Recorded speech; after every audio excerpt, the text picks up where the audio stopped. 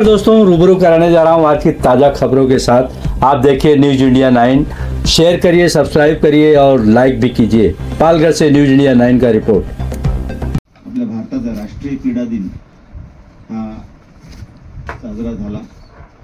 आता राष्ट्रीय क्रीडा दिन हा आपल्या भारताचे विख्यात अशी हॉकीपटू मेजर ध्यानचंद यांच्या जयंतीनिमित्त साजरा केला जातो। मेजर ध्यानचंद यांच्याबद्दल आपल्या सगळ्यांना माहीत आहे की भारताला 3 सुवर्ण पदक, बरोबर ना सर, हॉकीपटू हॉकीमध्ये सांघिक अशी सुवर्ण पदक त्यांनी मिळवून दिलेले आहेत। साधारणतः 400 गोल त्यांच्या पूर्ण आयुष्यात त्यांनी केलेले आहेत।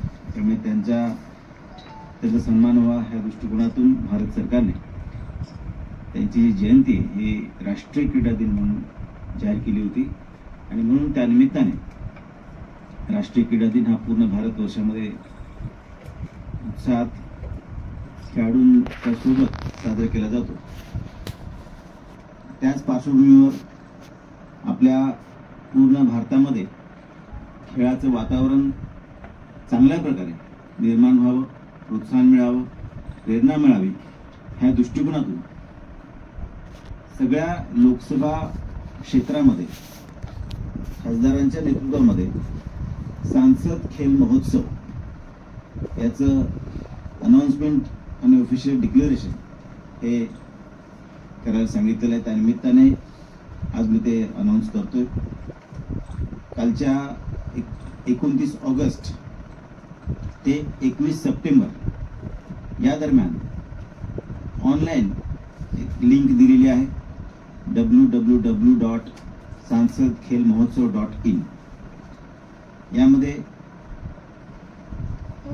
वैयक्तिक खेळ आहेत, सांघिक खेळ आहेत आणि त्या लिंकवर गेल्यानंतर त्या लिंकच्या माध्यमातून तुम्हाला म्हणजे खेळाडूंना ते रजिस्ट्रेशन करायचं आहे आणि 21 सप्टेंबर पर्यंत जे रजिस्ट्रेशन येतील त्यानंतर त्या खेळांची पुढची दिशा, मार्ग म्हणजे वेळापत्रक, कोणते खेळ कुठे खेळवले जाणार, ग्राउंड कुठे असणार आहे, किती कालावधीसाठी असणार आहे, हे 21 सप्टेंबर नंतर आम्ही जाहीर करणार आहोत। त्यामध्ये खेळांना प्रोत्साहन देणं, चालना देणं आहेच, परंतु आपल्या भारतासारख्या वैविध्यपूर्ण नटलेल्या अशा देशामध्ये आपले पारंपरिक खेळ हे टिकले पाहिजेत, संवर्धित झाले पाहिजेत किंवा पुढच्या पिढीला सुद्धा ते प्रशिक्षित केले पाहिजे ह्या दृष्टिकोनातून म्हणजे आपण आपल्या भागामध्ये खो खो असेल, विटीदांडू असेल, चमचा लिंबू असेल, सुई धागा असेल, लगोरी असेल, भोवरा असेल, हे आपण पारंपरिक खेळ आपण म्हणू शकतो। तर हे सुद्धा खेळ आपण या खेळांच्या स्पर्धा आपण घेऊ शकतो।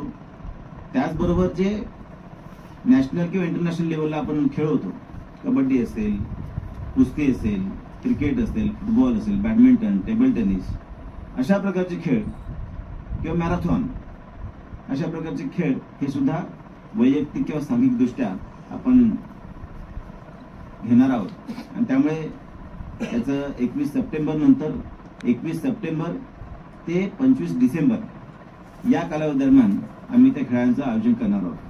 त्याच्यामुळे 29 ऑगस्ट ते 21 सप्टेंबर ह्या दरम्यान रजिस्ट्रेशन करायचं आहे, ऑनलाईन रजिस्ट्रेशन करायचं आहे आणि 21 सप्टेंबर ते 25 डिसेंबर ह्या दरम्यान आम्ही ते खेळांचं आयोजन करणार आहोत। त्याचं वेळापत्रक आम्ही 21 सप्टेंबर नंतर जाहीर करून आपल्यासमोर जाहीर करू। त्याच्यामध्ये पूर्ण मार्गदर्शक त्याच्यामध्ये सूचना असतील, खेळाडूंना आम्ही काय काय फॅसिलिटी देणार, बक्षिसं कशी असणार आहेत, त्याचं वेळापत्रक कसं असणार आहे, ग्राउंड कुठे उपलब्ध होणार आहे आणि ते त्यासाठी नंतर आम्ही ते वेळापत्रक आपल्यासमोर घेऊन येऊच। परंतु यासाठी जिल्हा क्रीडा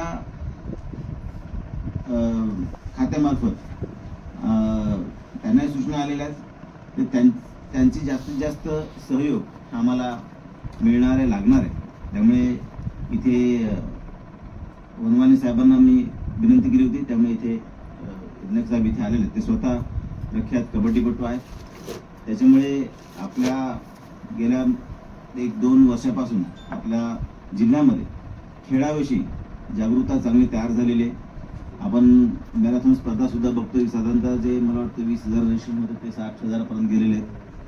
वनमाने साहेब चांगले त्याच्यामध्ये खूप मेहनत घेत आहेत आणि चांगला प्रतिसाद म्हणजे बोईसर महोत्सव असेल, वसईला सुद्धा मागे आता फुटबॉलची स्पर्धा वगैरे झाली, तर अतिशय चांगला प्रतिसाद हा मिळाला. आणि खेळाडूंना एक चांगलं पोषक वातावरण निर्माण करून देणं, चांगलं एक व्यासपीठ तयार करून देणं आणि मोठ्या स्केलवर त्याला खेळता यावं ह्या दृष्टिकोनातून. आणि सगळ्यात महत्त्वाचं, भारतातला जो यूथ आहे, जो युवक आहे, हा युवक केंद्रित करून त्याला जास्तीत जास्त या खेळांमध्ये पार्टिसिपेट कशा प्रकारे करता येईल ह्या दृष्टिकोनातून हा सांसद खेल महोत्सव याची रचना माननीय पंतप्रधान नरेंद्र मोदी यांनी केलेली आहे. आणि त्याची सूचना आम्हाला केंद्रीय मंत्री, क्रीडा मंत्री माननीय मनसुखजी मांडविया यांच्या मार्फत आम्हाला आलेल्या आहेत. त्याच्यामुळे मी सर्व पत्रकार बंधू भगिनींना विनंती करेन की आपल्या माध्यमातून सुद्धा म्हणजे जिल्हा क्रीडा खात्यामार्फत ह्या सूचना सगळ्या कॉलेज, शाळा, विविध संस्था यांना जाणार आहेतच, परंतु आपल्या माध्यमातून याचा जास्तीत जास्त अवेअरनेस करावा. जास्तीत जास्त रजिस्ट्रेशन कशा पद्धतीने होतील जेणेकरून आपण जास्तीत जास्त खेळ हे आपल्या जिल्ह्यामध्ये अधिक चांगल्या रीतीने आपल्या सगळ्यांच्या साथीने घेऊ शकतो. आणि त्याच्यामुळे आपल्या सगळ्यांना आव्हान आहे की आपण सुद्धा आपल्या प्रिंट मीडियाच्या माध्यमातून, इलेक्ट्रॉनिक मीडियाच्या माध्यमातून किंवा सोशल मीडियाच्या माध्यमातून आपण सुद्धा आपल्या जिल्ह्यामध्ये अधिकाधिक खेळाडूंना या सांसद खेल महोत्सवाच्या निमित्तानं आकर्षित करावं, रजिस्ट्रेशन करण्यासाठी त्यांना प्रवृत्त करावं, सगळ्यांना मुद्दामून मी आवाहन करतो. आणि फक्त हा एकच विषय महत्त्वाचा होता जो जास्तीत जास्त आपल्या जिल्ह्यामध्ये पोहोचला पाहिजे ह्या दृष्टिकोनातून आपल्या सगळ्यांना मी आमंत्रित केलं होतं. आपण सगळे मोठ्या संख्येने आले. धन्यवाद. खास